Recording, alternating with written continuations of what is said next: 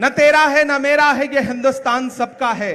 नहीं समझी गई ये बात तो नुकसान सबका है। जो इसमें मिल गई नदियां वो दिखलाई नहीं देती, महासागर बनाने में मगर एहसान सबका है। बेल्लारी और उसके आसपास कि मौजूद लाखों की आवाम यहां पर आदरणीय राहुल गांधी जी भारत को जोड़ने की मुहिम लेकर के कन्याकुमारी से अपने साथ हजारों लाखों की तादाद में लोगों को लेकर के निकले हैं और ये यात्रा शहर शहर गली गली गांव गांव होती हुई कर्नाटक के बेल्लारी शहर में है। मैं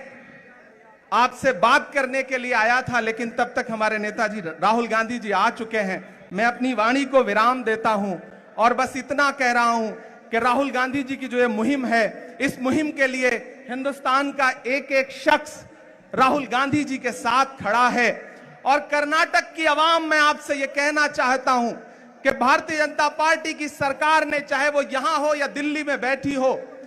पिछले कुछ सालों में इस देश को महंगाई और नफरत के अलावा कुछ भी नहीं दिया है। जब भी आप उनसे सवाल करते हैं कि पेट्रोल और डीजल जो 60 रुपए का था वो 100 रुपए का क्यों हो गया, तब वो आपसे कहते हैं कि हिंदू मुसलमान के झगड़े में उलझ जाओ। जब आप सवाल करते हैं कि 400 रुपए का गैस सिलेंडर 1000 के पार क्यों हो गया, तब वो आपसे कहते हैं कि नहीं, हिंदू मुसलमान पर बहस करो। जब आप उनसे पूछते हैं कि हंगर इंडेक्स में भारत 107वें नंबर पे कैसे आ गया, तब वो कहते हैं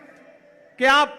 हिंदू मुसलमान में उलझ जाओ। इस तमाम जाल को तोड़ने के लिए, इस तमाम साजिश को तोड़ने के लिए राहुल गांधी जी निकले हैं और हम पूरे हिंदुस्तान की आवाम की तरफ से राहुल जी को सलाम करते हैं, राहुल जी की शख्सियत को सलाम करते हैं। जो बीड़ा उन्होंने उठाया है, मैं उस दिन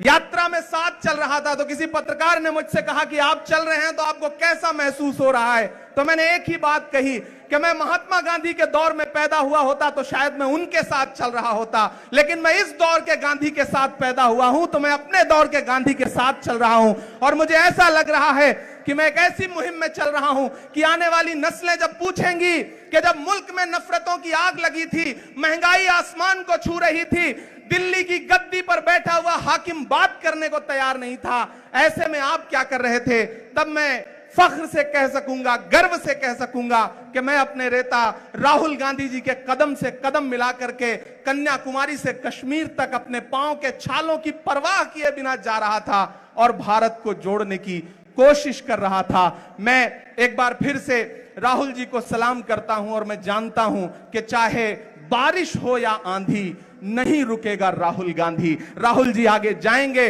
और हम सब उनके साथ खड़े हैं और कर्नाटक से लेकर के दिल्ली तक ये जो नफरत वाली हुकूमतें हैं इन्हें रख देंगे। कर्नाटक में नफरत का नाटक अब और नहीं चलेगा। मैं आदरणीय राहुल जी का एक बार फिर से बहुत बहुत स्वागत करता हूं। धन्यवाद।